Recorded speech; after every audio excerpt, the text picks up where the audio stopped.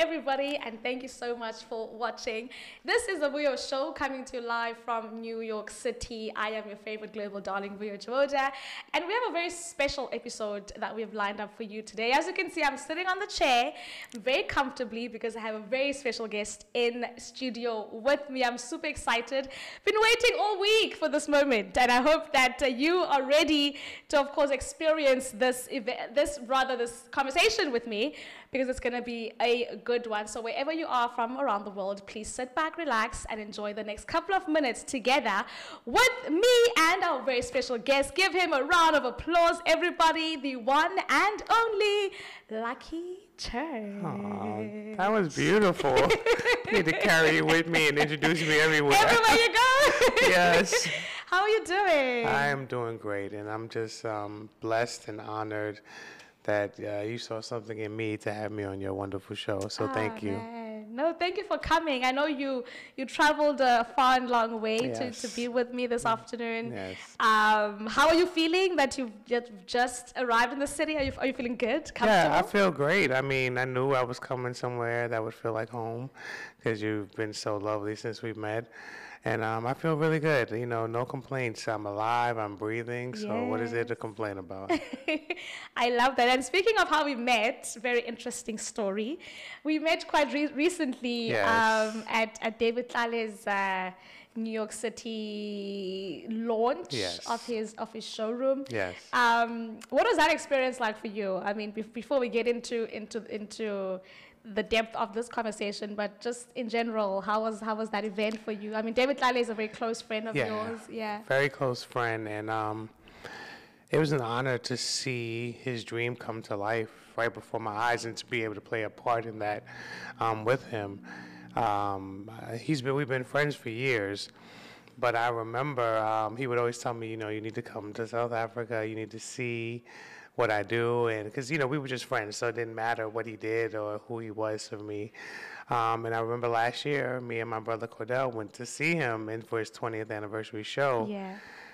And when I tell you I was blown away, I was blown away at the fashion, the creativity, the love that he has, the people that surround him, the variety of clients from all walks of life. His beautiful store, you know what I mean? I think it was in Melrose. Melrose, that's right. Yeah, and there's another one, but Melrose was the one I visited. So just seeing, and I said, New York needs you.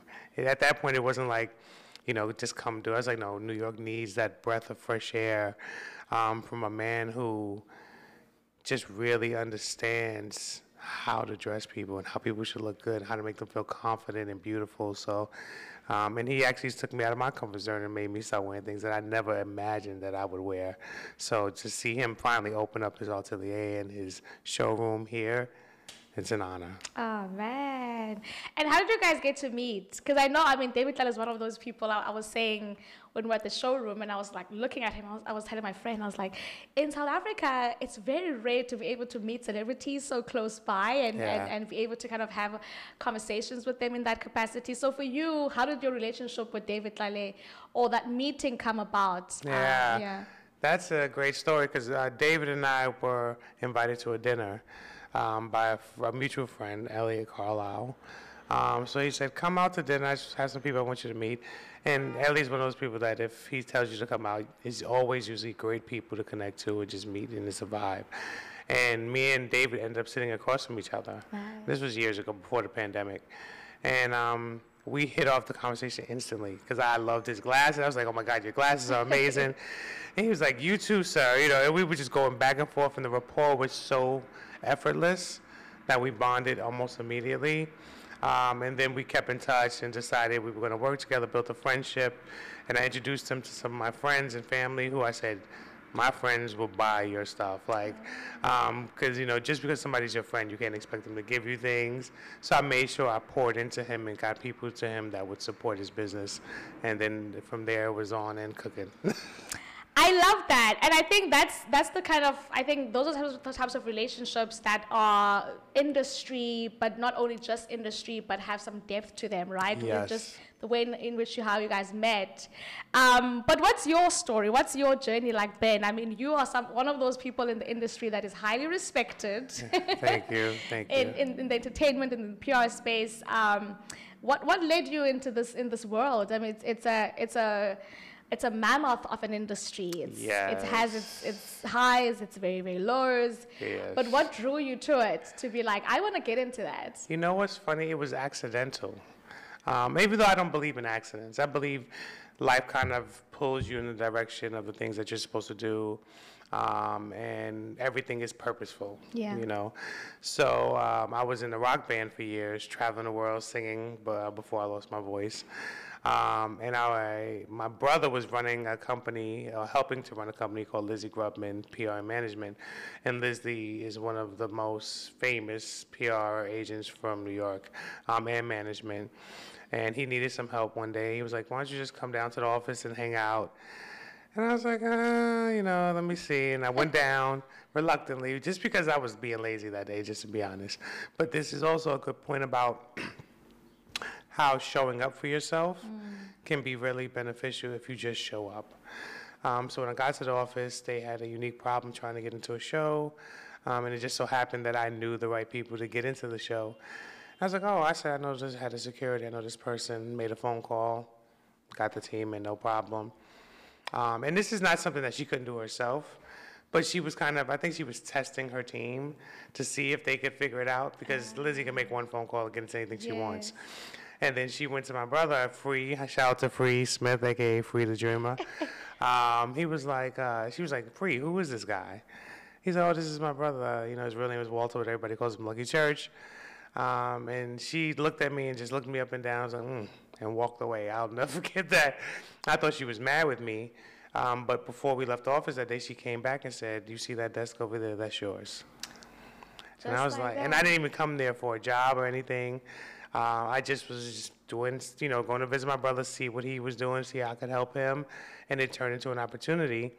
And she was like, I could use some help in the PR and concierge services. Wow. And she built a kind of a tier of her business for me specifically to help with her clients and kind of manage the relationships between her and her clients. And I was kind of just thrown into the fire, and I just excelled and started bringing her clients like the NFL, NBA. We did some stuff with Nike, Jordan Brand, DJ Khaled, Fat Joe, and we just were moving so fast. I think the story, very few people have that type of story to be like, it just happened. Yeah. I was just going about my day. And then, the opportunity bumped its way onto me. Right? Very few people have that are able to say that. But what would you think or say that was in your musical journey, touring the world, just being able to be in that environment that perhaps could have helped that, would you say? 1,000%. Yeah. Because in the rock band that I was in, I interned with different labels, Universal, stuff like that. But on tour, I was the one booking the shows. I was pretty much managing the band, organizing our studio time, learning how to work the internet at the time. With MySpace was the big thing at the time. Learning how to navigate that in Facebook. Booking the hotels, the flights, making arrangements in Germany for, and I was like, wait, I'm doing all these jobs and I didn't even know what these positions were. And I was secretly training myself for something in the future that I had no idea existed before I knew what a PR person was or a consultant, because that's another big bulk of my business, entertainment consulting, what brand management was. I just knew that we needed things, and I was going to do those things to try to help my band and help us get to where we wanted to go. And again, not knowing, I was training myself. Kind of like, I would say, being in that band was my college education of how to be a publicist. And especially being an artist myself, I knew both sides of the fence. I knew what the artist's expectations were, so how they didn't want it to be taken advantage of.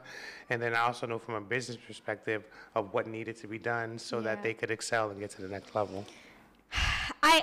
And I'm sighing because it's something that I think I always advocate for as well, that never take for granted where you begin or where you are, because those lessons, those skills that you can kind of go about and acquire can really lead you to a destiny that you can never have anticipated. Yeah. And music in itself I would say also to some degree is a different, is a craft in and of itself. Oh yeah, definitely. Where did you learn that skill? Where did you learn music, singing? Was it something that was kind of innately there? Take us through that particular journey before we kind of jump into kind of in the PR space that you're in now. Yeah, music. A lot of people in my family actually did music. My Uncle Paul, he was a singer, got to sing at the Apollo when he was young. My sister's in the music industry herself. But for me, I started in the church choir. That's honestly was my first roots, were singing in the choir. And it was, I was nothing special, I'm just being honest. But I loved it, you know what I mean? Yeah. Just getting up and singing the church hymns, watching my grandmother sing in the choir as she led the choir.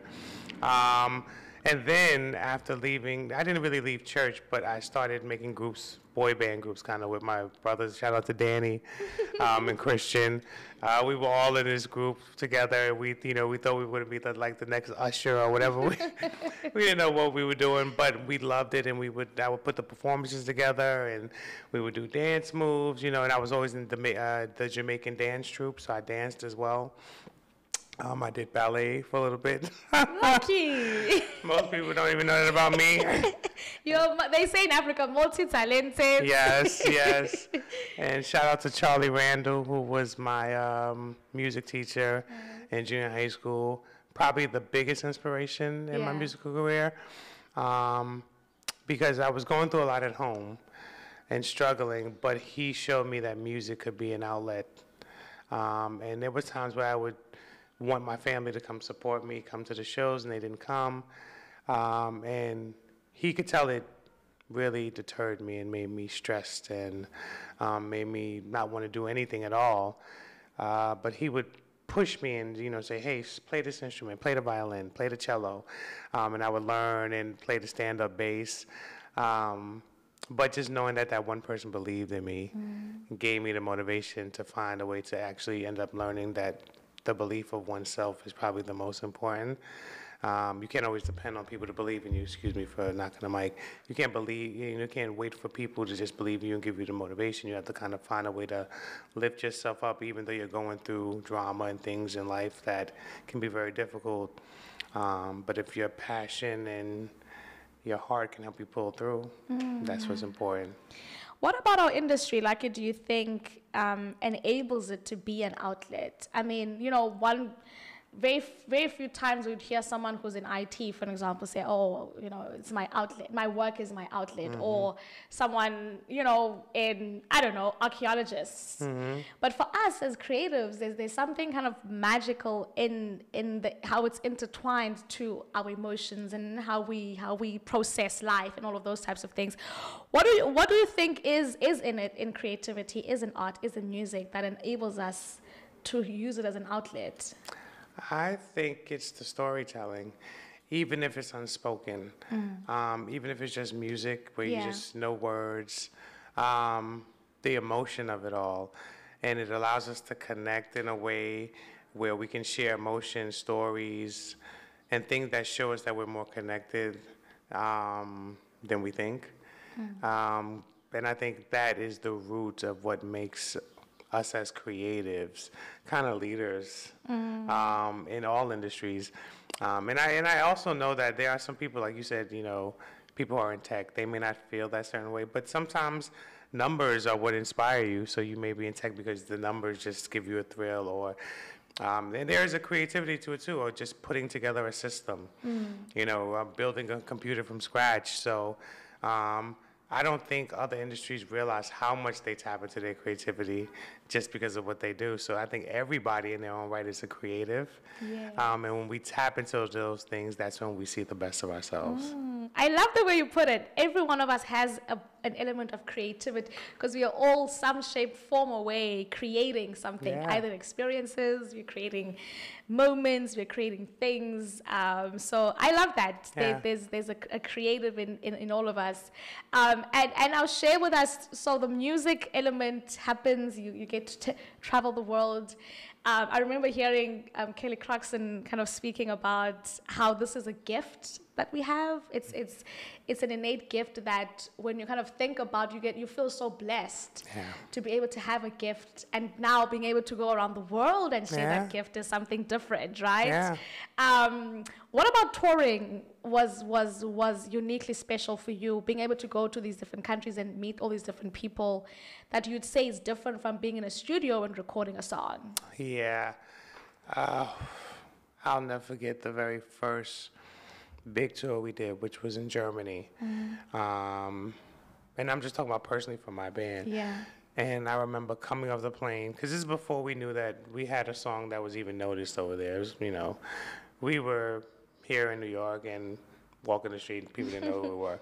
But there, when we got off the plane, I remember somebody was like, "Oh my God, that's Lucky." And I'm like, wait. I'm looking around like, this is weird. And then we get to the bus that is waiting for us outside the airport, and then they take us to the stadium. And I'm like, wow. I was like, there were like 3,000-4,000 people waiting to see us perform. The connection. And it was so beautiful for me to see a sea of people who did not look like me, but jumping and at the call of anything I said, they would do at that moment. You know what I mean? There was such a spiritual connection. And then one young lady was like, this was healing for me, because we had a song called Losing My Mind at the time. And it was just about the stresses of life that we were going through. And we were being brutally honest about what we were going through and some of the things that we did to try to heal those wounds that weren't actually therapeutic for ourselves. And then the audience was able to relate to that and then help us heal at the same time, but on that deep connection that we made through the song. So traveling the world and just seeing how your music affects people, how even though you don't speak the same languages, that music can break those barriers, that is powerful. And again, as creatives, it also makes us healers. Yeah, we are healers that then get healed simultaneously. As you're healing, you're getting the healing, through that. Said it better. Yes. Through that connection. And what makes PR and consulting in the space that you're now different to that world? If it is even different. I don't even think there's a difference. It's just now I'm kind of helping the people who are the artists find their voice, find their audience, you know what I mean? So it's almost the same thing, and I get such a thrill out of it because I remember the days of the journey when I was trying to figure it out and had nobody to help me, and just building everything for myself. That's why when I came in earlier and said I was so proud of you, I remember the days of having to move around and just pull things together and figure things out. Learning every different camera system, you know what I mean? Building my own HTML code to put up ads. It was just so ridiculous. So, but being behind, in the PR part of it, I love the storytelling of the beginning, watching people come up when they're unsure of themselves, and then watching that middle when they're starting to discover and see their own light, and then to that point of explosion when they are becoming the superstar that they are. And I don't believe in making my clients dependent on me either, because I believe in teaching people how to help themselves. That's very important to me. Like, I have to always have new clients. Most of them never want to leave. So a lot of them become long-time clients of mine. Yeah. But I try to empower them to understand that, you have to learn these things yourself, so when other people come to the table and tell you what they're going to do, you know exactly what needs to be done. They can't fool you. Just like when you walk into a TV studio, you know if the lights are right. Yeah. You know if that camera's facing the right angle, you know your best. You know what I mean? Yes. So that's why I like to empower my clients. I love that. So as you're saying, I think there's always similarities to the collective creative space, but I like to nitpick the differences so that anyone who is either looking to get into the space or can understand the different nuances. So kind of seeing the trajectory of how your music career had gone, and then now transitioning to PR. And as you said, understanding the other side of it. So you said that you like to empower your clients and ensure that they also are aware of those nuances, so that they can. What has been your biggest challenge within PR that you've kind of felt like, even over time, as things are changing, as things are moving, has been that one thing that you'd say, my goodness, this is a hurdle that we've been finding, but we are now kind of overcoming? That's a good question. Because I don't always think about the hurdles. I face them as they come. But I would say, and this is not easy for me to say, I would say my biggest hurdle sometimes can be my own heart. Your own heart? My own heart. Okay. And I say that because I get emotionally attached to everything. So I want to see people win, even when sometimes they don't want to see themselves win. And the one thing I had to learn about working on projects is that I can't want it more than you do. You have to want to get up every day. You have to want to do the work. You have to want to come do the interviews. You have to want to show up for yourself. And I cannot that's almost like a manager's job. And I shout out to all the managers out there because they're like glorified babysitters, especially if they don't have clients who really want to do this, that they have to constantly motivate, get up, give them the shoulder to cry on, which I don't mind. But that can take away a lot from other clients, some of the progress that you're trying to make for your clients that just get in their own way. So I have to sometimes find ways around my heart and use my mind and critical thinking to remind myself of why I need to let go of clients or move in a different direction. It's almost like when when they tell doctors don't get emotionally involved with your clients, but I can't help it because I wore those shoes. I know what it's like to struggle with confidence and, every little detail, especially when you're running the show, you know what I mean? Yeah. So I do have a lot of compassion, but at the same time, I had to learn to be a little tougher. And sometimes letting someone go is the push they need. Because when they realize that they had something special and then they go somewhere else, they know how to respect that relationship and then water it and nurture it the way it's supposed to so they can grow. A big part I've heard of this space is relationship building. And I had a guest who came here the other day and she was like, all that I get and all that I have right now is from the relationships that I've been able to, as you said, water. What then, would you say that it is a relationship business or it's a talent business? And how far does talent take you? Talent goes but so far. There's talent on every corner. It's really relationships. And that's one of the things I'm the best at. And this is why I get hired for consulting, because I'm a connector of sorts. But if I didn't have my relationships, I would be nowhere. And I always tell people, and this is why I empower my clients, I'll introduce them to the editors. I'll introduce them to, and they're like, why are you doing this? Because you're taking money out of your own pocket. And I said, no. I said, this is my relationship with them versus your relationship with them. Those are two different things. I want you to know, because it's important for me when I'm working with an editor or anybody from a magazine. Most people come into that situation and they say, what do I need? I know what I need already because I have my clients. I know their needs specifically. I know what their trajectory is, what they, the avenues they want to go down to build their career, the building blocks. But it's also important for me to know, what do you need? What do I have that's going to bring value to your show? Who can I line you up with that will make you want to work with me more? Yes. You know what I mean? Building those relationships and really understanding, having conversations outside of just the workspace. Another thing I tell my clients, and I just tell people that I mentor as well, when you're building relationships, don't try to build a relationship based on intent or a place that you're trying to go. So many of my relationships in the industry, and this may be crazy to most, but sometimes 4 or 5 years of me knowing a person before I even knew what they did. You know what I mean? I was hanging with a good friend of mine, I'm not going to say his name, but a very good friend of mine, billionaire. I had no idea. We met in Coachella, and we're traveling, we're having fun, we, kicking people out of the mansion, all kinds of stuff. And then, mind you, it wasn't his mansion, it was another friend of ours' mansion, who I'm no longer friends with, but me and him are still friends. And then 5 years later, we're having a conversation, and about somebody we mutually know. I said, well, how do you know her? He's like, oh, because our families travel together. And I said, travel? I said, well, who's your daddy? He goes, explain. I said, oh, my God, you're part of the such and such family. He's like, yeah, you didn't know? I was like, no. I care about those things. I care more about the heart, the connection. Are we vibing? That's why even taking on every client is not my thing. If the energy's not right, I'm not going to work with the person at all.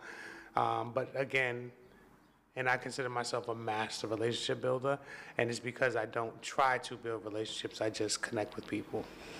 I love that. I love that so much, because I've been finding that whole I meet you, what can you do for me? That type of relationship building has always been a scary thing for me, because I always feel like there's a person behind what you do. Yes. There's a person behind what you can give me. Yes. Do you know what I mean? But knowing someone from a personal point of view, to say you are a person, even though I don't know your family or anything like that, but can we kind of get the humanly touch and the humanly connection first? So I'm so glad that you mentioned that, because that can also help someone who is trying to get into the industry or is in the industry 100%. Understand that it's beyond. And checking in on people, like genuinely checking on people. Yes. Hey, how you doing? Yes. What's going on? Oh, what do you need? No, I don't need anything today. I'm just checking on you. I want to know if everything's okay. Yeah. Those little details make such a big difference in connection. I've had opportunities come across my desk or into my life just based on making a phone call to check on somebody. Literally, I got a client that way, and a client that I no longer dealt with at all. And I saw some stuff he was doing online. Next thing you know, he's like, you know what, Lucky? I'm sorry how I did you. I know I did you wrong. I know I didn't pay you for such and such, but I have a friend who's looking for a publicist. Would you mind talking to him?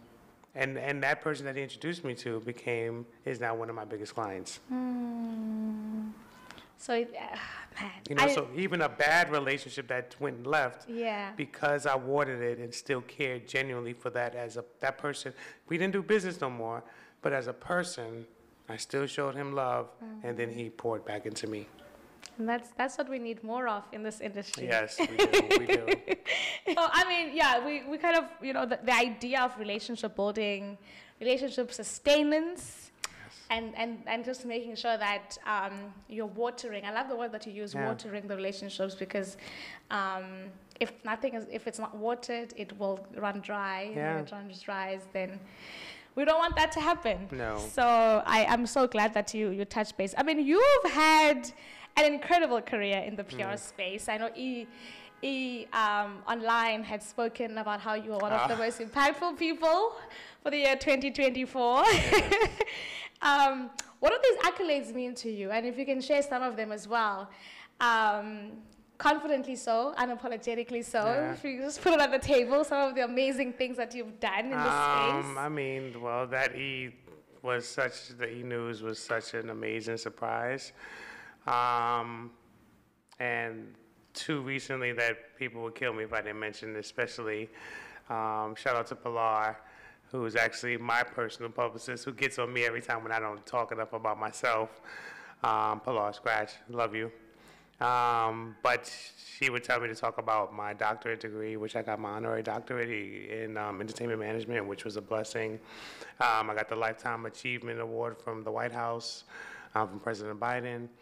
But as far as the accolades, they do mean a lot. Don't get me wrong, but that's not what I do it for, if that makes sense. You know what I mean? To me, my accolades are when I see my clients win, when I watch somebody transform their life, or when we sat down in that first meeting and we have the meeting about what the dream is. Shout out to Cordell, the culinary diva, who's another client and a brother of mine. I remember sitting in those first meetings talking about how we wouldn't be traveling the world together and our takeover and how he wanted to be in the food space. And now he's the executive chef for Aston Martin Bentley, DC. We're traveling all over the world, going to fashion shows in Paris, Milan, and it's just, those are the things that I feel like are my accolades. When I can really show receipts for the work I've done to help people get to where they need to go. So as nice as it is to get the Presidential Award and my honorary doctorate, and get the things from E! News, whether I had those things or not, I would still be working the way that I work now. And I mean, I like the way you said the word receipts. And I think someone once mentioned how the lives you've changed is or can be the most impactful receipt that you can have, right? Because then you change one life, you change that person's life and their family and their family's family, and then it becomes like a ripple effect. Yes. Because your accolades only stay with you, right? Yeah. And they're yours, but having impact in someone's life is a ripple effect. Yes, and how many lives you actually really change with your work, and are you standing on your word? Are you working from a space of integrity? Because that's big for me. Not just having people waste money. I have the hard conversations with my clients too, when I think they don't need to spend something. And it's never been about me. There have been clients or people have come to me and say, hey, Lucky, I need this from you and I know you can do it.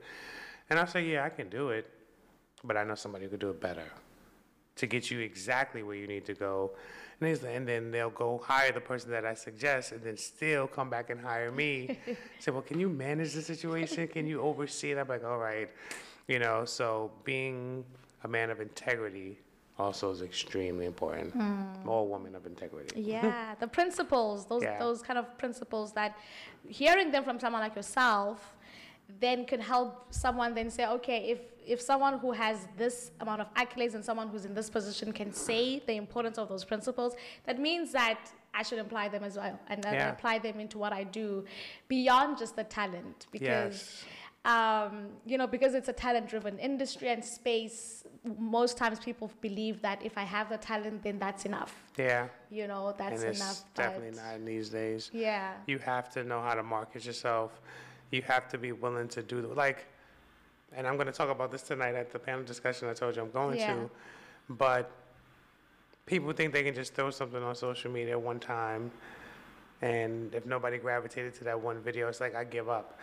And I have a friend who recently, shout out to Deborah Adney, she just released a show on WeTV, and she doesn't need to do this show. She has plenty of accolades. She's discovered so many people. She's helped people build their careers, from her son Waka Flocka to Nicki Minaj. I've seen that show. Yeah. So she has a new show now on WeTV called Deb's House. And if you go to her page, it's a clinic on how to operate if you are a new business or even established. She's established, so she doesn't really have to post every day, but you're going to see 3, 4, 5 posts a day on her page about the new show that she just put out. She can have a team running around, but no, she's active. She's online, doing lives, talking to other fans, encouraging people. And you can't be lazy when it's your product. You want people to gravitate towards you, but you don't want to do the work to push it out there. And even someone as seasoned, as established, as a Deborah Adney, still understands she has to get up every day and do the work. Because the world we live in, everybody's attention span is 5 seconds. So it's, what have you done for me lately? We don't care about what you did 20 years ago. We want to know what you're doing now.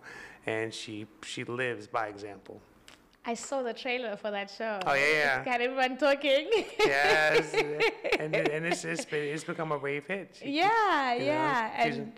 And I'm sure even having to see someone like her go about, and I guess the premise of the show from the trailer that I've seen is to give back, to help people learn those principles and those skills that are necessary, and hearing that you don't stop at some point and rely, especially in this time where there's trends and the next trend is happening tomorrow, so you kind of have to keep you got to be ahead of the game at all times. And what I also love about her show is the fact that she wants to shine on light and on women specifically in a positive light. You know, when the very first episode, if you watched it, you know, people came in there and was rah rah, want to fight, want to do this, want to cause drama. And she had to remind them that's not what This we're is not here the show. for. Yeah, This yeah. is not that show. I'm here to find somebody who wants to do the work so I Yeah. can manage them and build a career with someone. And she discusses how working with Nicki Minaj messed her up with working with other women. Because Nicki didn't care that she was pretty. She said, so what, I'm pretty. I want to do the work. I want to get down dirty. I want to write my own songs. I want to perform. I want to travel. And you do not get to a place that she is if you haven't put in multiple hours and decades of work. You know what I mean? So I love that she's shining that light on women, but also giving women that opportunity to shine for themselves and work with an established queen like herself. Yeah, and you know, as you're speaking, I'm also making notes. By the way, guys, like I am listening and taking notes at the same time. I love it. So again, back to that article, right? There's as I said, there's some accolades that you know we'd probably spend another 2 hours if we were to talk about the amount of work and the importance of the work that you do and that you've done. The one that I'm kind of referencing to is looking at people who are impactful specifically in this year within the industry. For you, what is 2024? The rest of it, we're halfway in, midway in the year. What does the rest of the year look like for you? Any upcoming exciting projects? Oh, yes, yes. There's a few that I can't talk about. One, my client is going to be on the show with Miss Deb Atney on WeTV, so I'm excited to see that. I might actually make an appearance on the show, too. But I definitely know my client Cordell, the culinary diva Robinson. He's going to be on the show cooking for the young ladies in the house. We got to go out to the house and have a good time there, so that's going to be great. Also, there's one project that I can specifically talk about with the Olympics.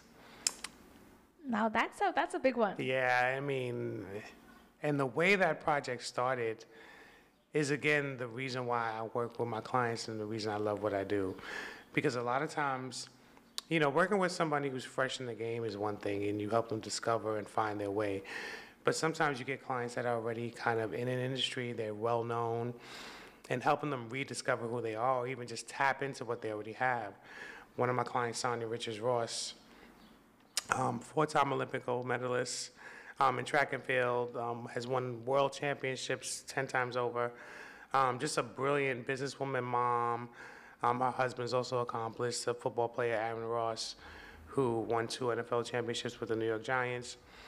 But we were having a meeting last year around February, and we were just talking about what's next, what are we going to do? And she said, I want to release my pajama line. And we said, okay, cool, let's do it. She was like, no, but I've been scared, you know.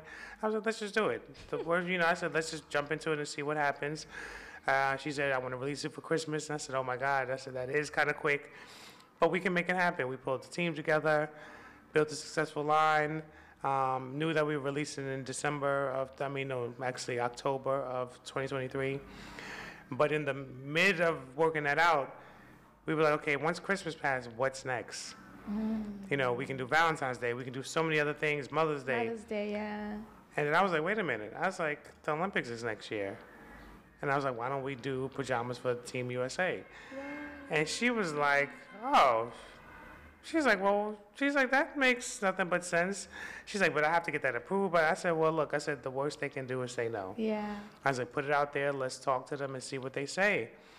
Let's just say almost a month or 2 later, she called me. She was like, Lucky, we're signing a deal.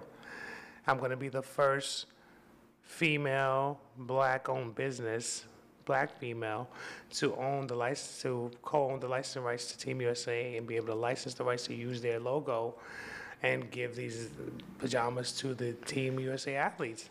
And not only that, she's hosting in Paris all the track meets because she's a legend in her own field. But that's a very good example of how you can help someone who already has so much, but take what they have and repurpose it for something totally new. That's a whole new, fresh opportunity that's taken her into a lane that she loves fashion. And this one pajama line, we already have ideas to expand it in so many ways, which I'm not going to go into. And now we're working with the Olympics, the Team USA Olympic Committee, and who would ever thought? That's a big one, and the opportunities are going to come from that just in itself, right? But what I love from the story is how you were able to identify someone's, as you said, what they already have, and how to further explore what they already have. Because this is a different avenue. It's fashion, right? It's like, how did you even come up to think about that? But that just shows your brilliance, right? And how you were able to understand the essence of the industry in that regard. How do you find and identify the types of clients that you work with? What do you look for in a client? You know, that's funny. I don't look for clients. That's something I don't even understand about myself. Because most people go out there and they pitch, and for me, it's always been word of mouth. It's always been somebody suggesting, or somebody say, "Oh, I know the perfect person for this." But for me, it's all about the energy. You know, I've been approached by more clients than I accepted. Sometimes I just can feel that they're not ready. Sometimes I just feel like I'm not the fit for the project, or sometimes it's just not the lane that I want to walk into, because it's just like, that's not for me. I've been there, done that. I'm moving on to different things. But yeah, I don't really search for them. They kind of, like, I consider there's the Lucky Church universe, if that makes sense. And I look around what's orbiting me and what makes sense for me to reach out and touch and pull closer to me. Because I've learned the value of also protecting my energy and protecting not only my energy, but the people around me. Because a lot of things that we get involved into, we don't realize it trickles affects everything we deal with and we do. So making sure the energy is right, making sure they really want to work with me just as bad as I want to work with them. And then a lot of times I'll give clients trial periods too. The same way somebody will give me a trial period, I'll say, look, we will have 3 to 6 months to try this out, and we can walk away. You know, and one of the things I do that is bad, and I do not suggest this, I don't do contracts. And that is crazy. I'm the first person I hear say that. I know. I don't do contracts, but there is intent with that. Eventually, we do contracts. Okay. Usually, I'll do the first year with no contract, because it really allows me to learn who this person is. If you won't respect me without the contract, bind yourself into something, once we have a contract, it's only going to get worse. So I like people to have the freedom to move and come and go as they please. Sometimes that means I'll lose a client prematurely, but I believe that life happens to people. And I want to be flexible for the most part and show people that, you know, you can do business and still work from a point of compassion without harming someone. Because I've had clients, somebody passed away or they had to handle something for the children, and I was like, let's cut the contract, even though it was a verbal contract. They'd be like, no, look, I owe you for next month. I was like, look, we're in this month. We already did some work. Just pay this month, and we're going to take the next 3 months off. And then when you're ready, we can restart where we were at that time. And that's, again, led to long-time relationships who then signed on 3, 4, 5-year contracts with me. Yeah. So I don't suggest it, people, but it does work. I love that. And I think as you're saying it, I'm like, that is, especially for the industry that we're in, because it works with energies. It's not set in stone, and so I would advise that you listen to Lucky, everybody. She's too kind. So you've got a client that's currently on the WeTV show. Yes. At Miss Deb's house. Yes. There's one that's going to be, so the lines already has launched, but now you're doing a reiteration of it at the Olympics. Is that correct? Yes, and we already released that, and it's also being sold to the public, so that's another great thing. Yeah. And we're expanding more into Fashion Week, so that's exciting. Then there's some other fashion stuff that I can't talk about because it's a surprise that we're going to be releasing it online. Yes. I also have a campaign that I shot. I'm really excited about this. I can't really go into Is it in, detail. is it in fashion? It's Is it in fashion. Okay, okay, okay. Yeah, and it's a friend of mine. Shout out to Ashaka, legendary hat designer. I don't even consider myself a person who wears hats, but she asked me to be a part of this project, and she said, "Trust me, Lucky. I know this is going to be great." And I remember walking into the mansion here in Brooklyn where we filmed, and I remember her, telling me to wear all white, so I bought some white outfits, and I remember her putting that hat on my head. And I instantly became a whole nother person. Wow. Because the hat, I'm already 6 feet tall, so with the hat on, I was probably almost 7 feet tall. It was such a large hat, but it was so powerful. So it almost felt like when I had my hair up in my crown, I felt like royalty. Wow. Yeah, and to see all these other beautiful black bodies around me, and we're celebrating her work, and getting ready to present it to some festivals next year. But just to be a part of that project, and I can't wait for the world to see what we did. Oh my God, it's so amazing. And then also, I'm looking forward to the possibilities with David Clallet. Yes. With his brand, and reintroduce him back into New York and into Fashion Week and some things that we were cooking up. So a lot of exciting things. September's gonna be a fun month. Oh yes, and then also going back to Tanzania soon. Yeah. To Zanzibar and to Arusha, because my client Cordell, he's also has an orphanage there that he just opened officially in January. Wow. For all girls. We wanted to make sure that we're pouring into our people from the real motherland. Anyone who's black and doesn't know that you're from Africa in some way is crazy to me.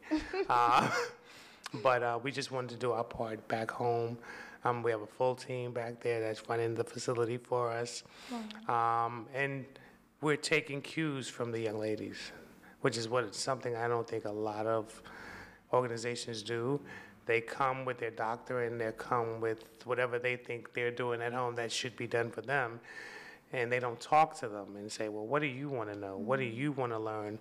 What kind of crops do you want to grow? Or do you even want to grow crops? Do you want to get into science? Like talking to them and picking their brains about and then we build that around them.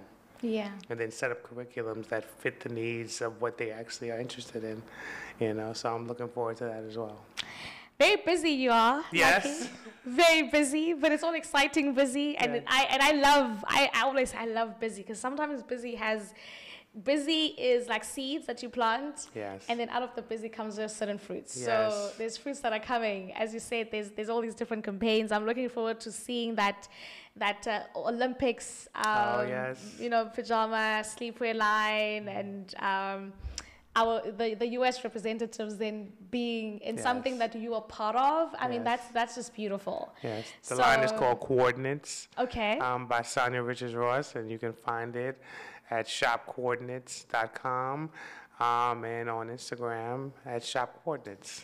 That's amazing. Make sure that you go out and check it out. I mean, like I said, there's so many things on the lineup that are coming up. So my encouragement would be that you just go and follow him. All right, go and check him out on all socials. Like, before I say goodbye, is there anything you want to pour into this conversation? Something that's in your heart that you'd like to share? With our incredible audience at home, what would that be? I would say, don't forget about you. I think that so many of us, we give, and the most important person we forget to give and pour into is ourselves. And I'm speaking from a point of self-reflection, because not pouring into myself and when I say pour into yourself, taking care of yourself, your health, which is the real form of wealth. We chase dollars, we chase, all kind of goals and handbags and things that we want. And then we end up at the doctor's office and none of those bags and jewelry and stuff is coming to heal us, when we could have spent that time with the meditation, with the exercise, simple little things that we can do that can prevent us from a lifetime of just damaging ourselves and hurting ourselves. And because I didn't take care of myself at one point and didn't focus on what I needed, I ended up with my first heart surgery, which I had a total of 3. So, and I was able to survive it because mindset is a very powerful thing. If you heal here first, everything else kind of just falls into place. So I was able to walk into a surgery with only a 10% chance of survival, and I was able to survive it because I saw the outcome. But I learned such a valuable lesson from that moment, which was the seeds that I planted in the past of not taking care of myself blossomed into a tree that I never wanted to see.